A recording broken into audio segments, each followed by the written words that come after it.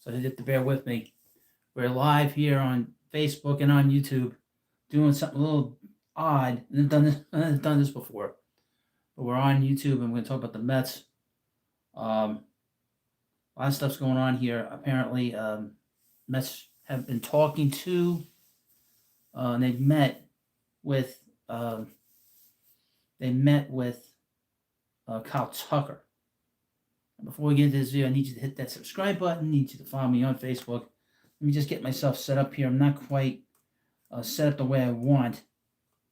So hold on a second. So hold on momentarily.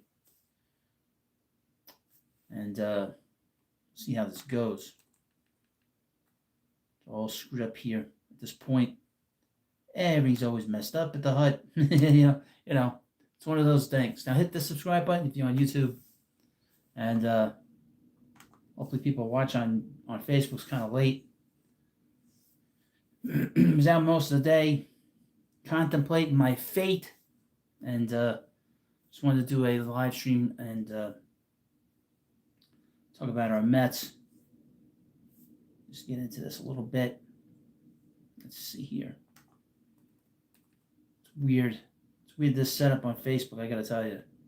Let me just hold on a second. Let me get myself situated here, which I probably should have done before that, but that's how it goes here at the hut. Hold on. See if I can reach my book. Alrighty there. All right, now I'm good. Now I'm good, ready to go. And of course,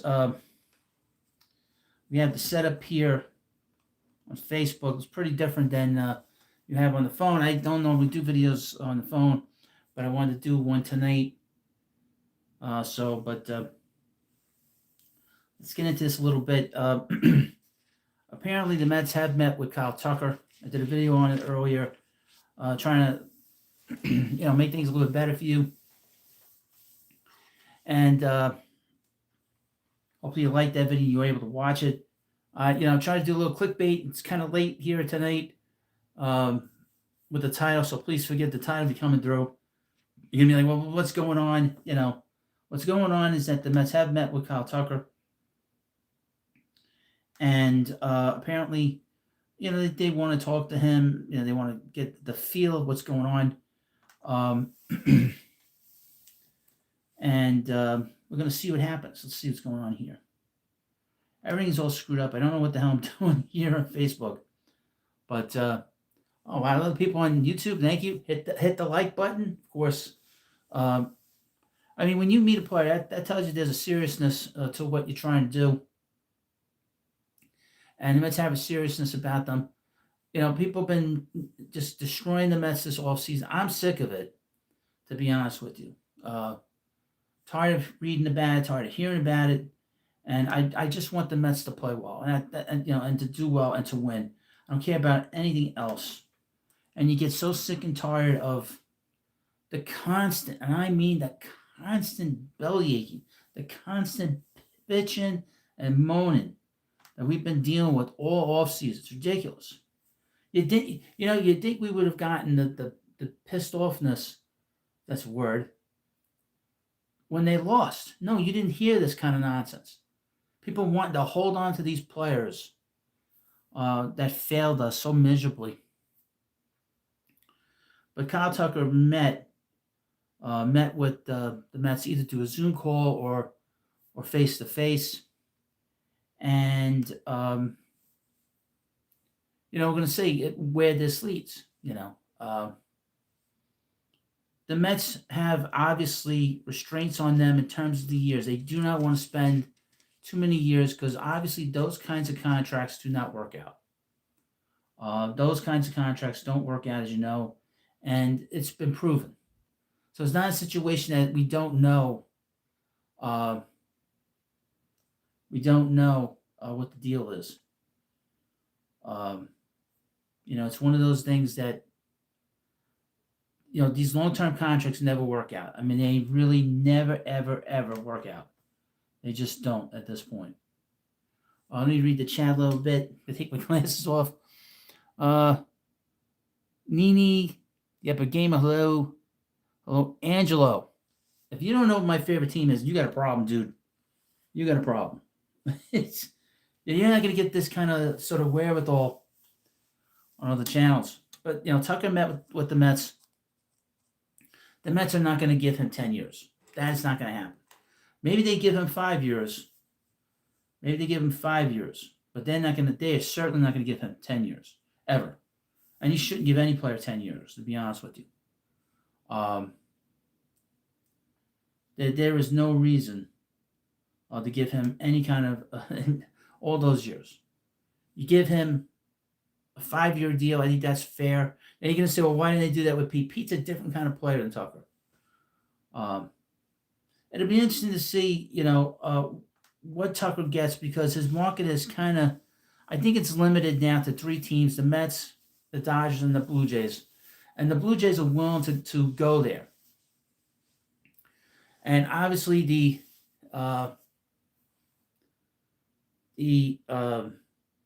Dodgers are willing to go there, but they are willing to defer all the money. Hold on, I need a drink. Look.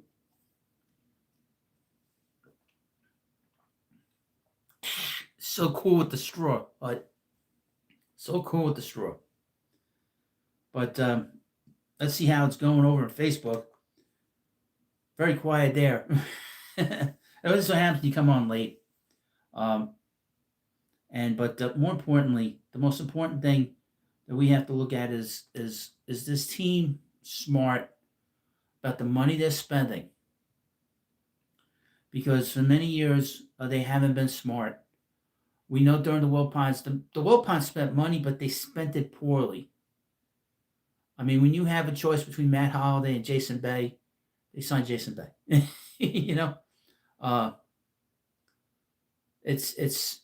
instead of Holliday, they signed Jason Bay, who was probably done because of the fact that he wasn't doing the steroids anymore. Let's be honest. Can you behold the King of Mets YouTube, the base? That's right, my friend. I am the king. People come in here and they rip me apart, and I take it, or I send them off to the Phantom Zone. I try to be nice. I try to be nice to people on YouTube. I really do, and on social media.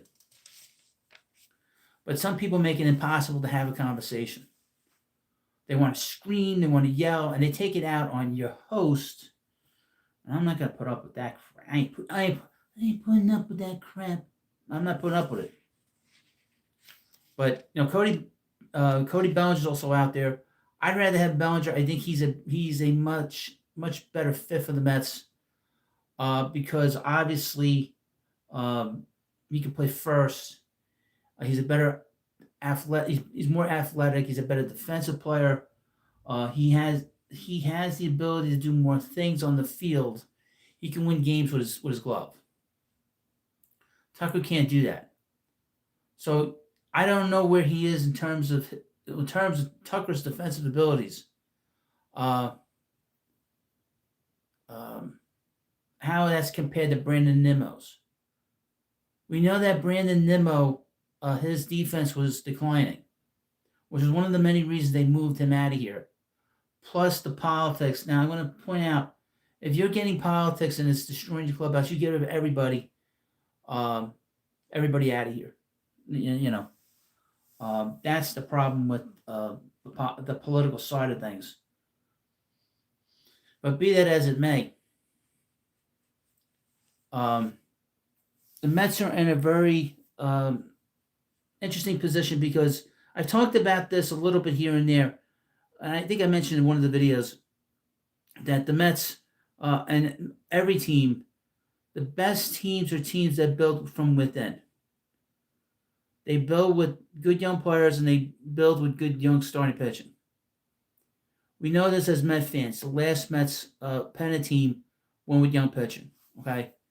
And people have to sort of remember that. And then we get sort of bogged down in free agency and bringing in all these name players, when we all know that teams win based on young pitching and young players, okay? And baseball's gotten much, much younger in terms of, players playing, because of the fact we don't have steroids in the game anymore. And because steroids aren't in the game anymore, the players are starting to be much younger. And the reason you want younger players, one, they don't get hurt nearly as often. And when they do get hurt, they usually back on the field a lot quicker. And that's why it drives me crazy. I'd rather build from within. And also, you could trade some of these players once you get to a point. Once you get to a point where your team is really good, you could start moving some of these players for players that that can help you get over the hump, help you get to the next level. Now, people forget that the Mets still have one of the best players in the game, probably the third best player in the game, and Juan Soto. People have forgotten that. And he put up tremendous numbers and was great the last 2 months when the Mets needed somebody to come and take a step forward. He took a major step forward with this club. And people are forgetting that. And we need to sort of remember that he's still very young. He is a player that we saw how great he was in August and September. And he said even to the media, he's like, look, the time that you want to like take off is late in the season because that'll carry you into October. He was ready to go. He was ready to carry this team, but this team, it was a disaster. Mention this again. The Mets had 2 7-game losing streaks in 2025 and 1 8-game losing streak. That's 0-22. I mean, they had 1 win. If they had gone 11-11, folks. If they had gone 11-11, the Mets would have won 94 games and would have went to postseason. If they split that, or if they won 1 game, they would have went to postseason. And a mediocre red team took their place. Marv Levy passed away. That guy, was he like 100? He was 100 years old. That guy. Marv Levy passed away. I mean, that's a name. It's at the tip of my tongue. But so we have to keep in mind that young players win you championships. I mean, let's be 101. Holy shit, man. 101. That's old. That's up there. But we know if you've been a Met fan a long time, the 86 Mets were a team that was the youngest team in baseball when they won. So keep that in mind. And this team was a bit of a mishmash group of players. Players from Sandy Alderson's era, Brody Van Wagenen, Jared Porter, Zach Scott, Billy Epler, and you get and most of them were Wilpon people, and Wilpon's got to go. The Wilpon players are basically gone, skadooshed out of here. Now Cody Bellinger has been a very good player in his career. He's probably, we know we're going to get out of him. He's one of these players that is, like I said, I like him a lot. I mean, I really like him a lot. And I would hope, my vine's all screwed up here on Facebook. But with the Mets, he's the perfect move for them because he can do a lot of different things. Obviously, only thing that's a problem is he's left-handed. This is not a lineup that is ready to go. This is not a pitching staff that's ready to go on paper right now. But there's still so many players, so many quality players still on the market. Obviously, Zach Gallen's still out there. Framber Valdez. Bo Bichette is still out there. I'm hearing the Phillies and Boston. I would think that Boston will pivot now to Bichette because they've lost Bregman. So that is something to keep an eye on. Now I would mention again, hit the like button for this video. And if you're coming through, please subscribe. I didn't put anything on this channel to hold it down, so you can just come in and if you want to say something in the comment section. Please be respectful towards your host and towards the chat. And hopefully you'll enjoy the live stream. But I expect some movement. I've been saying this for a while. I hope we see some movement for this team, and we've not seen much. It has been a very quiet offseason, folks. extremely, extremely quiet. Um, it's been a very tough offseason to watch. But I would mention too, the New York Yankees have done nothing. They, the media has been very quiet on the Yankees front. The Yankees have done absolutely, positively nothing over the last offseason. They've done nothing but bring in, role players and back into the rotation and back into Paul Blackburn. That's something to talk about. The Mets get made fun of for bringing in all these old Yankees, but then the Yankees bring in old Met players and no one's saying anything. They re-signed Abed Rosario.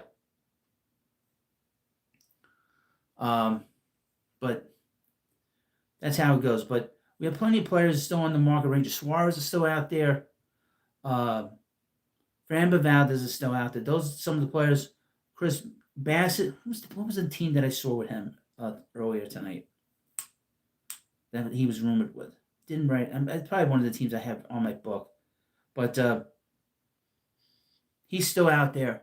So I expect the Mets to do a lot of different things here over the next couple of weeks. Spring training is about 3 or 4 weeks away. So we're getting close to spring training is early this year with the World Baseball Classic, and obviously that's something we have to keep in mind of. And we're going to see a lot of these young players playing, a lot of pitching for the Mets. You're going to see a lot of Carson Bench, a lot of Jet Williams, a lot of AJ Ewing, a lot of maybe we'll see Kevin Parada, although he's not really a prospect anymore.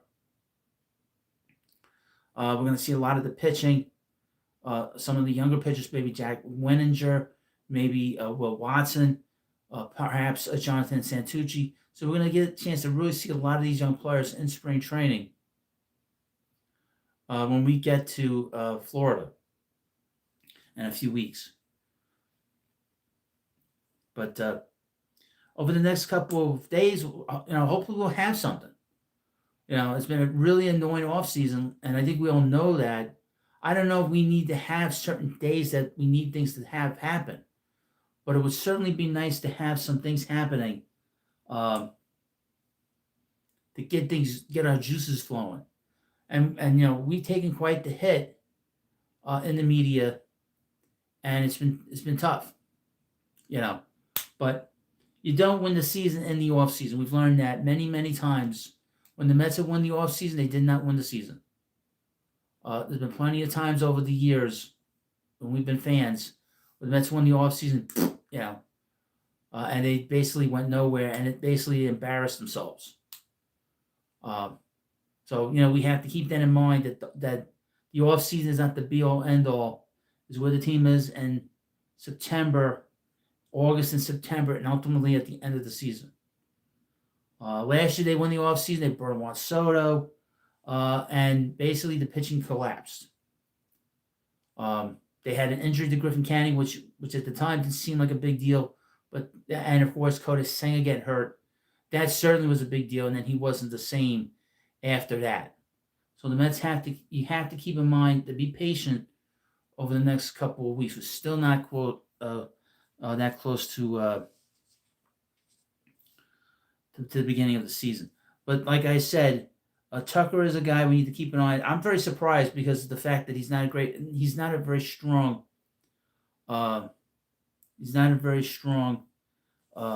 defensive player. And he's not an infield, so he can't play first. So I'm surprised that the Stearns would be so interested in him. What else? Mets don't have Pete Alonso anymore. They don't have Jeff McNeil anymore. No, we're Brandon Nimmo. No, we're Edwin Diaz. So we're gonna have a very different team in 2026. So we're gonna have to live with it and deal with it. And I've been getting so many complaints. Really, I've not seen the sort of level of constipation. Best way to say it. In the years I've been doing stuff on YouTube with the Mets, that I've seen really now. This is about as bad as it was in the beginning. And the beginning was really bad. Because in the beginning, there was so many people that just want to complain about the ball club. And, I'm done with the book. I mean, so many people complained about the ball club in the beginning, and complain about Cohen. He's gonna be like, and say they're not gonna make any moves. They haven't had the team for a month. That people complaining that they weren't gonna make any moves, and they only owned the club for about a month. I mean, a month in, they got the Lindor. I would say the Lindor trade, looking back on it, was a good trade, but the problem is that he's not a leader. And we've been told that he was a leader, and he's just not a leader. I'm sorry, he's just not that. That's the one thing I think we all can agree on now. I did not do a video on it, but apparently Juan Soto had said over the last few weeks that it was Carlos Beltran that helped him adjust to being in New York, which I thought was interesting because he hasn't played here in 20 years. He got here 20 years ago, and he had a very difficult adjustment, but it was only 1 year. So it's interesting that Soto was so good that it basically took him a few months to get adjusted. And that first year for Beltran was a disaster because he got hurt. He broke his. Mike Cameron broke his face when they ran into each other in San Diego. So it's been kind of a, it was a very strange season. It was not. I never felt good about 2025. I think I can kind of lay all the cards down on the table. I never ever felt good about 2025. Never. From the first game on, because first of all, the game wasn't on TV. It was on stupid Apple. And you just had a bad feeling about the team the whole year long. Now, I would mention the Mets are going to be on NBC opening day against the Pirates, of all teams. So whoever the Mets ace is, we'll be going against Paul Skeens. Isn't that great? Isn't that great, folks? Now, of course, please like this video and hit the subscribe button. And if you want to watch it on Facebook, like this live stream. We're coming to you straight from the baseball hut. I am the original Mets YouTuber as far as I know. And I've been doing this for 5 years on here, on YouTube. I'm doing more stuff on Facebook. As you can see, I'm doing it live here. I need your help. You just keep subscribing. I need you folks to send me super thanks, super chats, because that will help improve everything that's going on here. I need your help, improving the sound quality here, improving the video quality here. I mean, I have a pretty cool setup here with all these different things here. And a lot of this stuff is all gifts that I got from family over the years, birthdays, Christmases, and this I got from a family member. This jersey, excuse me, this jersey, Juan Soto jersey last year for Christmas. This sign over here, Mets sign, and the Mets neon light that I have here, that's also a Christmas gift. I have other stuff here I got to put up from this past Christmas. And obviously, it's the Baseball Hut logo up here. This I had made on Amazon, believe it or not. But, if you see it on Facebook, the setup looks great.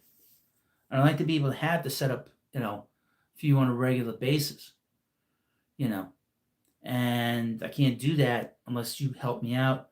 They have a thing on Facebook called Stars. You can subscribe. I don't know. I've not really studied it. I've not studied it all on Facebook. I haven't had a chance to. I haven't really thought about it. Everything's about YouTube most of the time. So I got to sort of think about different things. But that's a way to help me on this on Facebook as opposed to YouTube. YouTube's very different, obviously. So if you send me a super thanks, it will go literally into what I do here, to where the sound gets improved and everything else. I would mention also the money that I've earned on here has gone to this house. So that's why I keep reiterating that it goes to a good place. And now we can really do stuff on here with the computer, because this computer sucks. I mean, really, the Acer Chrome, Google Chrome. I got a lot of usage out of it, but it's, it's old. I like to get a Mac, and the Mac has all the editing systems that you could possibly want. I did a video earlier that I recorded on the computer. I don't care for the sound. Sound didn't sound great.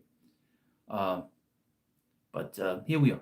But anyway, so we have a lot to expect. I mean, we are Met fans. We expect excellence. But we're not going to sit around and feel sorry for ourselves. We're not going to sit around and complain and be angry at the front office all the time and angry at ownership.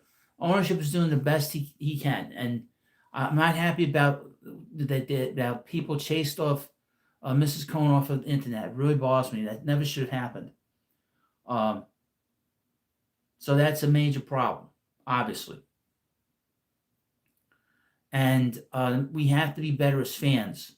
We can't allow fans to take away the fun from watching games. This is not that important. People like Frank Fleming, Circus acts like him. Circus acts like Joe Beningo. We can't allow them to take away the fun of being Mets fans. We can't let that happen. We won't let that happen. And we have allowed that to happen for far too long, for many years. We can't let it happen now. And it's on the players that have failed us. They just didn't have it within themselves to win. They couldn't win one game in the ninth inning this past year. No. We have to. And how do you hold players accountable? I keep repeating myself. How do you hold them accountable? You move players out of here. You can't play here. You can't win here. Bye-bye. You're causing trouble in the clubhouse. You're being disruptive. It's a distraction within the players. Bye-bye. You want $3 million in your 30s? Bye-bye. It's as simple as that. I mean, if you look at Edwin Diaz was here 7 years, and really 2 years were great, and the rest was a bit of a mixed bag and a disaster. And the disaster obviously was the 1 year he missed when he didn't pitch at all for the Mets in 2023. That completely destroyed the Mets season. You realize that, folks? We've been Met fans for 20, 30, 40 years, our whole lives. These players do stupid shit, and they ruin our years. We have to stop wasting time. And again, we have to demand that the team bring in players that have a sense of urgency. A guy like Edwin Diaz, he's been here 7 years. He had 2 great years. He destroyed the 2019 season by the way he pitched, and he destroyed the 2023 season by not pitching at all in a game that doesn't matter to anybody but his country and to him and the teammates that were on that team. Met fans outnumber any fans of the Dominican team or the Puerto Rican team, whatever team he was on. You know what I mean? And our team and our season got completely wrecked in 23 because he wasn't there. And we can't let these players get away with this nonsense of ruining and wasting years, wasting time. Sometimes if the players get, and here's the funny thing, the easiest thing you can do, the easiest thing you can say is fire the manager, fire the general manager. Hey, they're not on the field. They're not on the field, playing these games. It's the players. Hold the players accountable. You hold them accountable by moving players that aren't doing the job, and it sends a message to the players that are still here that we're not gonna put up with that. We're gonna be better than this. Now, I hate repeating this. I'm tired of talking about this, but I think it's so important to remember this because of how much of a disaster it's been for the last 40 years at times. So many players. Hello, Stoney. How you doing? So many players are coming in and out of here that just don't give a shit. Hundreds and hundreds of players for the last 40 years don't give a shit. Okay? And this is what we've been dealing with all these years. A lot of these players that played on the Mets for the past several years, they don't give a shit. They just want to get their money, and that's it. All they care about is their salary. I mean, I love Pete Alonso and Edwin Diaz did a good job here for 2 years. But you know what? At the end of the day, they couldn't wait to go and make more money somewhere else. And I'm shocked that, well, first of all, I mentioned the Orioles were desperate because they had such a disastrous season last year. They had to make some moves, or that general manager was going to get himself fired. Okay, the general manager should have gotten fired anyway because he built a young team and didn't put any veteran players around those players, and he finally did that with Pete and Taylor Ward, and now he's trying to build a pitching staff. You know, I mean, I've spent how many years? I mean, we spent so many years watching this team. They're wasting our time. Okay, they're wasting our time with this nonsense. Well, I mean, Brian Helsley, this guy kept saying, "Well, I'm tipping my pitches." Hey, asshole, you're not throwing your breaking ball for a strike, and your fastball is straight as an arrow. You can throw 200 miles an hour. These hitters are going to hit it. So instead of saying, "Look, I'm not getting my breaking ball over for a strike," and that's it. Instead, he's making excuses. Well, I'm tipping my pitches. I'm holding my hands here, and they should be an asshole. Throw pitches for strikes. If you fall behind the count, then you got to throw a fastball, right? Exactly. And what was the biggest problem here? And I think Stearns recognized it: the lack of throwing strikes. I'm so happy that Hefner's gone, and now Justin Will, who's going to be the new pitching coach. He had been in the minor league system with the Red Sox, and he was able to get that Red Sox system to throw strikes. And that I was very happy to see that, because that's a big move that the Mets needed to do. That they needed to do, because Hefner had shown for many, many. I love that emoji. That's the greatest emoji of all time. Let me give you the bell there, Sony. I love that emoji. That is the greatest emoji. I mean, that is the symbol of the Mets. The Met fans, forlorn. Head down, forlorn. But Jeremy Hefner was here for 5-6 years, and every single year, okay, the Mets led the league in walks. In 2024, they went to postseason, but they led the league in walks. This past season, you can't win that way. And then the idea that, he's going to figure it out. And then you got people like little Andy Martino. Wow, he's a great pitching coach. Okay, let the Braves have him, which is what the Braves did. They signed him. I would mention about little Andy Martino. He no longer works for SNY. He actually is a Mets reporter. He actually works for the Mets as a reporter. The first ever Mets reporter. He's going to give exclusive. It's going to be stupid. It's going to be boring. Because when the teams control this kind of stuff and they're not controlling it, but they're controlling it, it's stupid. It's like when they had the podcast, when they created the podcast for themselves, and they put the pencil neck, the hell's his name, Jeff, giraffe neck Jeff, or whatever the hell his. Oh, giraffe neck Mark, a pencil neck Mark. That's what I call him. And he was doing that podcast. It was terrible. And they got rid of them after the first year they had it. And they had to hire their own people. They were in the Mets front office to do it. And you know how bad that's going to be with little Andy reporting on the Mets. Now, I've always said that the media wants to work for these teams, and that's just another example of that. Now, of course, please like this video and hit the subscribe button if you haven't already. Yeah, so Jeremy Hefner being gone is huge, because now we can move on, and I can stop complaining about the guy. Complained about him for years. Complained about him for years. Thank God we don't talk about him anymore. This has been a very difficult thing to have to deal with, that guy being here all these years. I want the Mets to get rid of him when they hired Stearns. I mean, that's how I felt about him. We'll see how Willard is as a pitching coach. He can't be any worse. Now the offense, to me, the offense was good, but the problem with the Mets offense was that they had 4 guys that were good to borderline great, and then the rest of the lineup sucked. They had 5 automatic outs at times. And 2 guys that they really needed to really take a step forward was Marfientos and, of course, Francisco Alvarez. Alvarez played so poorly they sent him to the minor leagues. You can't win like that. And of course, Vientos had a terrible year, and he's completely frustrated.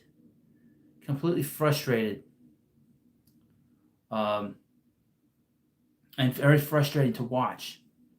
And that's Vientos. Vientos is a very he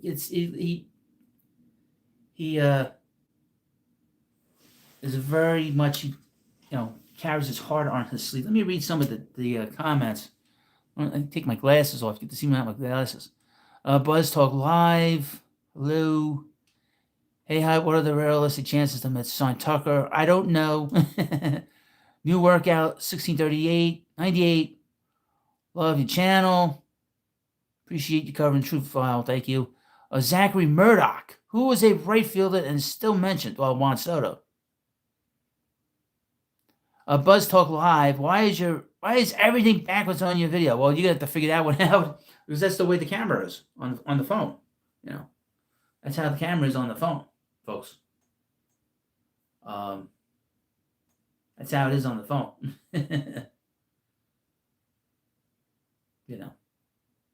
I don't think I can really change that. Or maybe I'm from the backwards bizarro hut world. You never know. Now, please, of course, like this video and hit the subscribe button. A lot of new names here, but I'm on late. I'm on very late tonight. I don't normally come on this. I'm going to end the live stream on Facebook. We'll see how this went. I don't know how this went. Very quiet on here, and I can't really track this. Who the hell's in here? Yeah, end the live stream here. Goodbye to everybody. Oh, goodbye to everybody on Facebook. Bye. But yes, let us be alone here now on YouTube. I guess see how this works. And then how this worked. Went for 37 minutes on YouTube. On Facebook. See how this goes. How this went after I'm done here. But it's been a very frustrating time this off season. This is, like I said, this has been one of the most difficult off season I can remember since 2020. I mean, 2020. The biggest thing was people were complaining about the fact the Mets weren't going to do anything. That this wasn't realistic. Dan wasn't realistic. And I said, well, you got to give the new ownership a chance. Now we have to continue to give this ownership a chance because there's no reason why we shouldn't. He's been a good owner. He's been very good to us. He's has brought a lot of good times here. The Mets have been a much better organization over the last 5 years. They really have been. The farm system is a top-notch farm system. They are a team. 2 of the last 4 years, they've made the postseason. That can't be forgotten. We'll see what happens this year. They won 100 games 4 years ago. It's the second most wins in the history of the Mets. They haven't won that many games since 1988. Even though that season was ended in a disaster. Sonny814 says, Hut, I love your hat. Really nice. This was a Christmas gift from my friend Tiny Ed. And I call him Tiny Ed because the poor guy is always sick, like Tiny Tim from A Christmas Carol. I swear. Poor guy. The poor guy is always sick. He's always in the hospital. And I call him Tiny Ed because that's his name. His name is Ed. He's always sick. Okay? And he got me a hat. Got me a Mets hat. And I got him a winter cap. An Islanders winter cap. Boo! Islanders, boo! Hold on, I need a drink. Look.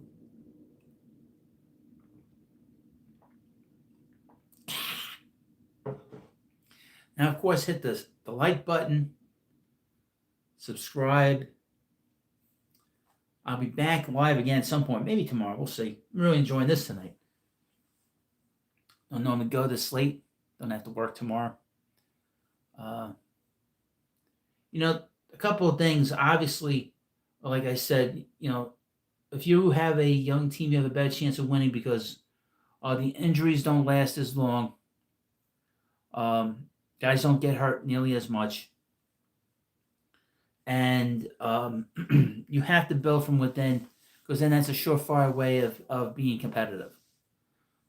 You can't always rely on free agency. You can't always rely on veteran players, because veteran players don't give a shit. They give a shit less than a young player, because a young player is more appreciative of coming through the system, dealing with the fan base, and being part of things here. Okay, now the one thing that's difficult as fans is that quite a few guys were here for a long time. Obviously, Pete was here a long time. Nimmo was here a very long time, and McNeil was here a long time.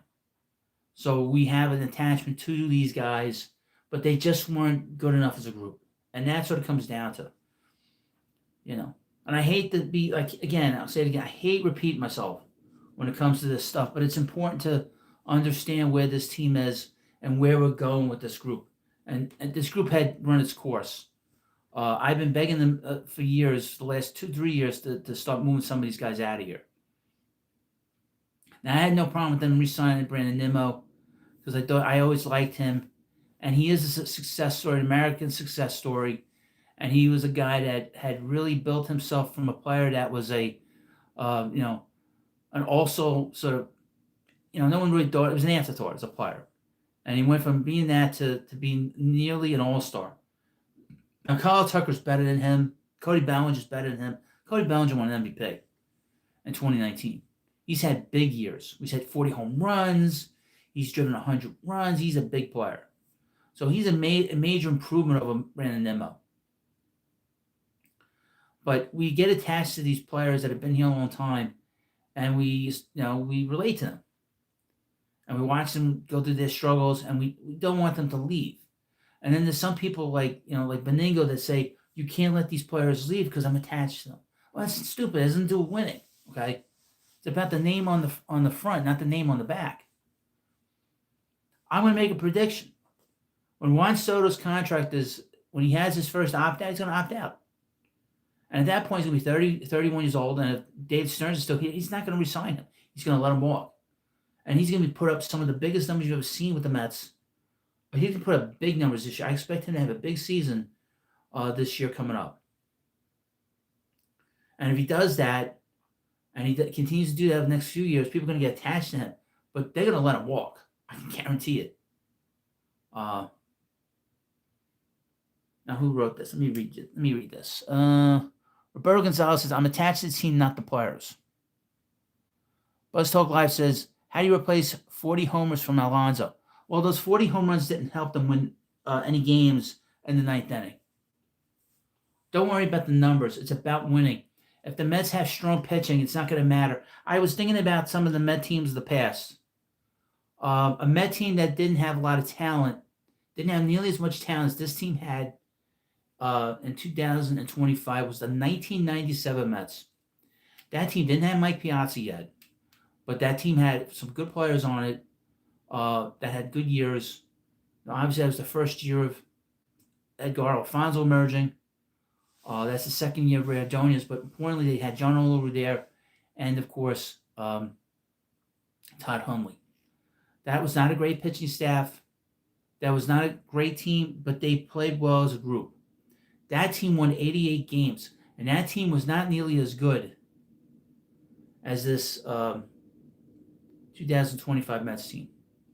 But the pitching was good. But the pitching is more important than any kind of offense you can get out of a team. I think what's interesting about this Alex Bregman move is he is a player that fits perfectly with the Cubs, because he's a defensive player along with being a very good offensive player.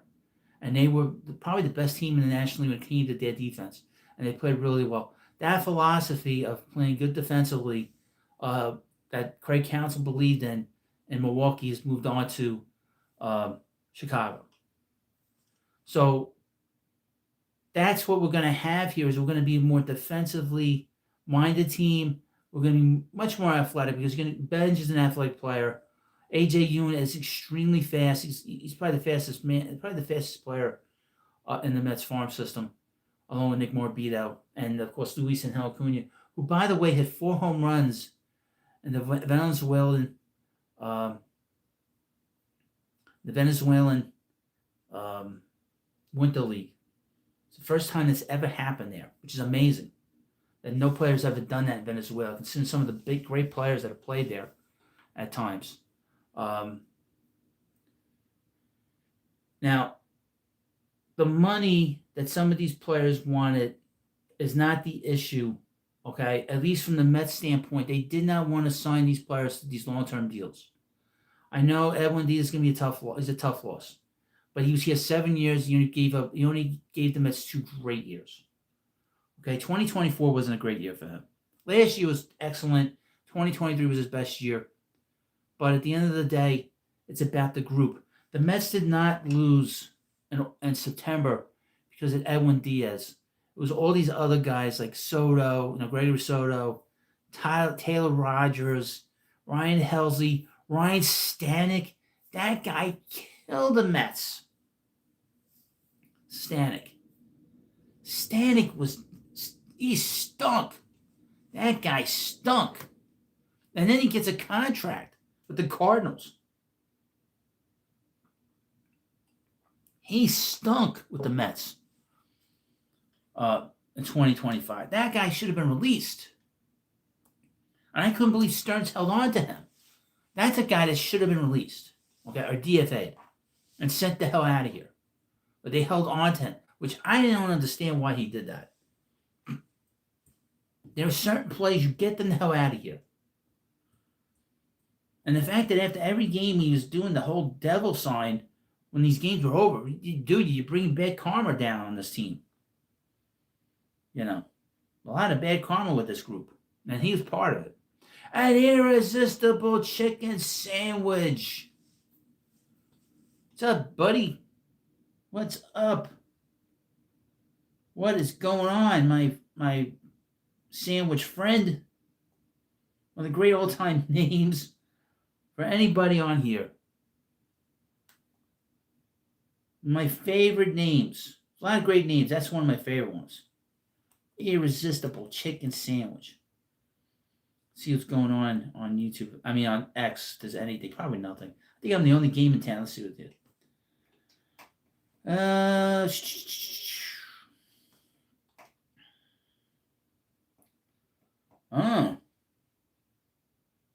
Here's something from SI. You might be happy to hear about this. Let me read you this.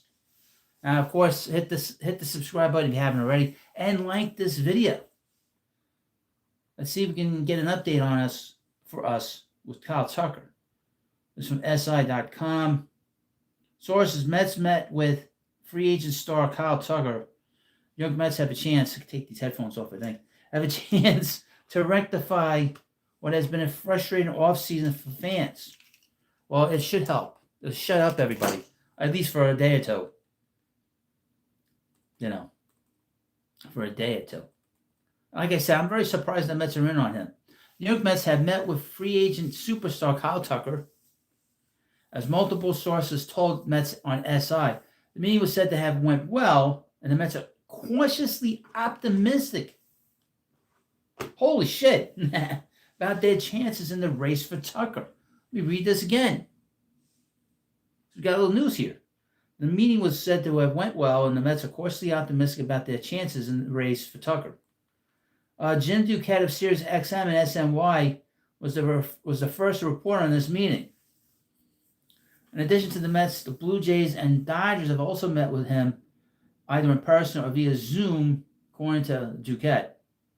These sources confirm that Tucker would be a significant acquisition for the Mets, who will look a lot different in 2026 after losing Pete Alonso, Edwin Diaz in free agency, and trading away franchise mainstays Brandon Nimmo and the Squirrel, Jeff McNeil, this offseason. Should the Mets sign Tucker, he could potentially take over right field duties, which would push Juan Soto to left, or vice versa. The Mets have Tyrone Taylor, Carson Benj, and Jed Williams set to compete for the center field job in the outfield. Boy, I tell you, whoever comes to center field on this Met team with these two guys in the outfield, they're going to get a workout. Tucker, a left-handed bat, would provide proper lineup protection to Soto and Francisco Lindor after the Mets lost Alonso, and Nimmo in the middle of the order.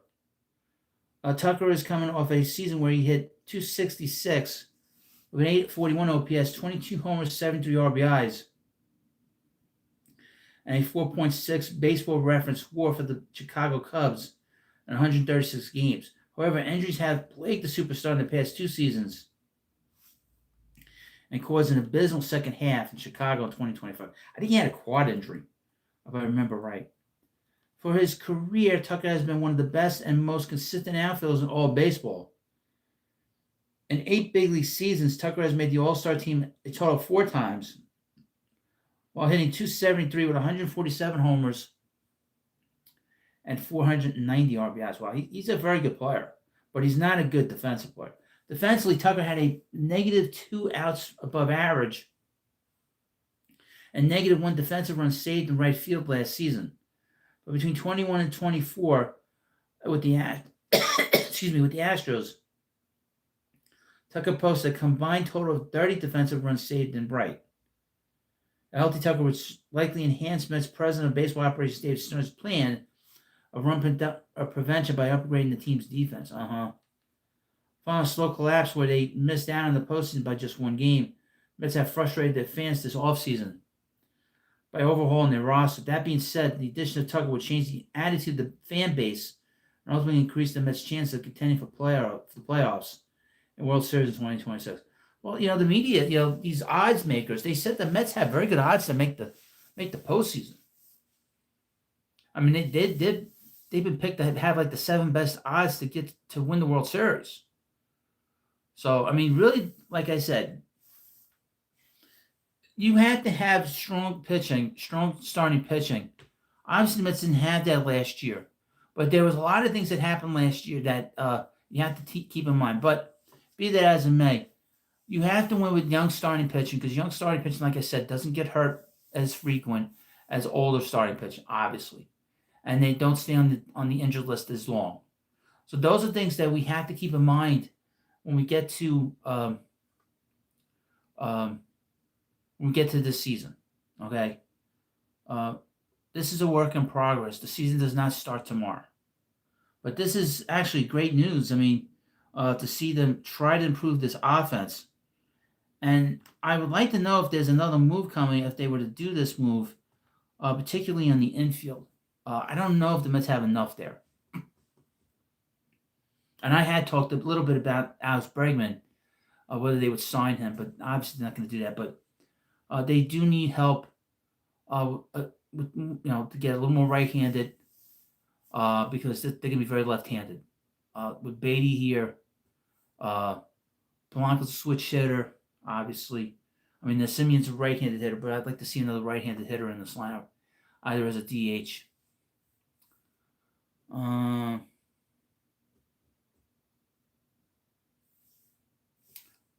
Mr. Sandwich says the question is, do the Mets ignore the defense of Tucker and sign him, or do we pivot to Bellinger? That's a good question. That is a question that we'll find out. I hope to God we find out this week, so we could be a little more positive. I would say this. I've been on Facebook a lot, and posting a lot of videos, posting a lot of baseball cards, posting stuff with old Mets stuff. I posted a video of Carlos Beltran, who we're going to find out if he gets in the Hall of Fame. I think he's going to get in the Hall of Fame next week as a Met. I posted a video of him, just highlights of him that I found on X. And somebody wrote, why are you posting stuff about the Mets from the past? Who cares? Then he's telling me how he was a Met fan since 73, and then he was a Yogi Berra neighbor. And, the Mets don't have a future. And I was like, realize this guy's crazy. And then I'm like, well, Mets have a future because they have the best farm system. So we have to be positive. We're going to find the positivity in things. I mean, the negativity is just overwhelming. Let me get to the chat again. Anthony Desari. How you doing, Anthony? Hey, Hud, you think Kyle Tucker has the personality to play in New York? What I've seen of him, he comes off a little Kevin McReynolds like. I don't know. I don't know much about him, personality-wise. But he is a very quiet guy, from what I understand. Kevin McReynolds is funny. Kevin McReynolds had probably some of the most talented, some of the best skills on the field. But the guy didn't care. He didn't care about winning. He didn't care about the game. That's what's so great. But the thing about him was that the Mets didn't win more. It wasn't because his attitude was lousy. His production was always really good, especially those first 2 years with the Mets. His production was great with the Mets.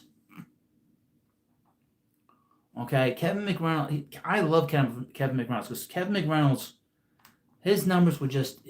They did not win because he didn't do more. He did as much as he could possibly do. Those 2 years, those first 2 years with the Mets, they didn't win because of their pitching. Their pitching just didn't do better.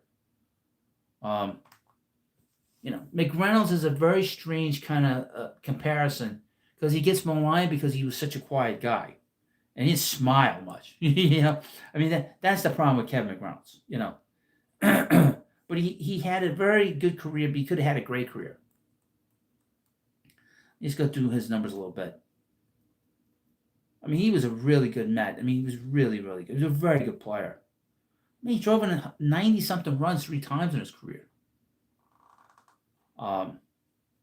He drove in 96 and 86 with the Padres, 96, 95, and 99. 3 years in a row. He had let me see a couple things. His OPS in 1988 was 142. And 4.5 wins above replacement. That's so good. Came in third in the MVP voting. The Mets didn't. Gilkey was good too, but Gilkey was only good that 1 year. Was great that 1 year. But Kevin McReynolds, and he was a great defensive outfielder. Should have won a couple Gold Gloves with the Mets. He was that good defensively. 87 and 88, he should have won the Gold Glove. And he was never also. This is one of these players that sort of falls through the cracks in baseball. That is good, but he never gets on an all-star team. Because he was so into himself as a player. He was 20 1 year. He had 20-something stolen bases in a row. Ken McGraw, in terms of his personality, that's one thing. He did not have any problems adjusting to being here. He was dealing with a lot of pressure. You wouldn't know it. The personality didn't clash, but sometimes you got to be a nasty SOB. But he was very difficult late in the game. He always got big hits. He always, he had a lot of walk-off home runs for the Mets. This guy was not a problem. But the problem is, as he stayed here longer and longer, some of the things that you didn't like about him started to come through the surface.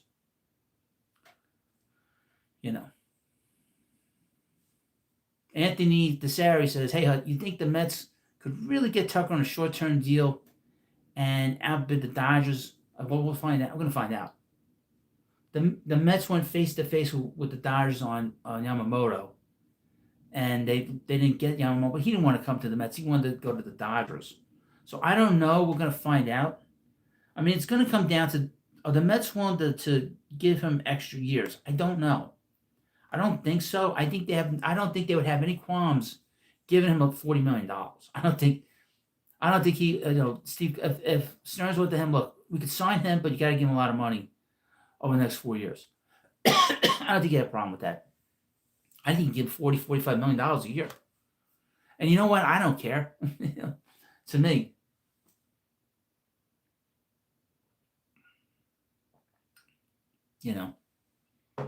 But we'll see. He doesn't want to give it more than 3 years on a pitcher.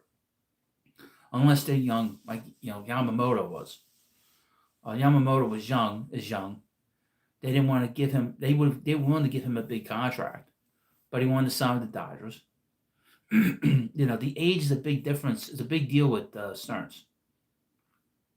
When he made the deal for Christian Yelich, he signed him to a big contract, a long-term deal. No problem. Same thing with Soto. It's a big reason why they signed him. If Soto was 27 years old, 28, 29, 30 years old, they wouldn't have given him a 15-year deal. They wouldn't have done that. he would have been giving him like a 4 or 5 year deal. Just a sort of comparison. Like I said, Soto, when he hits the market again, he's going to hit the market in 4 years. And they're going to let him walk. You know, if Stearns is still here, he's going to let him walk. You know. But we'll see how Tucker is. I mean, I don't know much about Tucker as a personality. I mean, I really don't. He's a very good player, obviously. Very good offensive player. You know. In 1986, Kevin McReynolds' OPS plus was 138 with the Padres. That's pretty good. In 1984, his wins above replacement as the center fielder, he was a center fielder. He was a center fielder with the Padres. 5.4. 5.4 wins above replacement. If he had a little more oomph to his game, this guy could have been a Hall of Famer. But a lot of players like that. Well, I'm going to end the live stream because it is late. It's after 12 o'clock. I want to thank people for coming on so late. I haven't done too many live streams. I haven't been on too late. But I thank you for watching. And, of course, I will be back in the near future talking about our favorite team, the Mets. And I'll keep you up to date on everything. And, again, please help me as much as you can. Support this channel so we can improve everything here. And I want to thank you for coming by. Please subscribe to the Baseball Hut, and I'll see you later.